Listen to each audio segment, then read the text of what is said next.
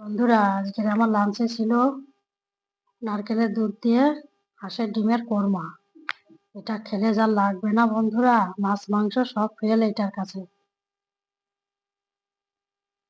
এই হাঁসের ডিমের কোরমাটা খেলে বন্ধুরা এত স্বাদ না বলে বোঝাতে পারবো না। এই ভিডিওটির লিঙ্ক এখানে অ্যাটাচ করে দেওয়া আছে, ওখানে যে দেখে নেবেন যে আমি কিভাবে এটাকে বানালাম। এটা আমরা আমাদের বাড়ির এইভাবে তৈরি করে খাই আমরা। এটা কতটা ভালো লাগবে, দারুণ।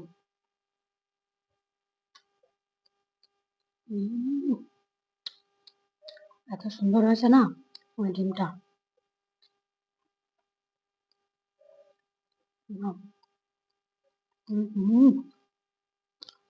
দারুণ দারুণ, খুব সুন্দর হয়েছে।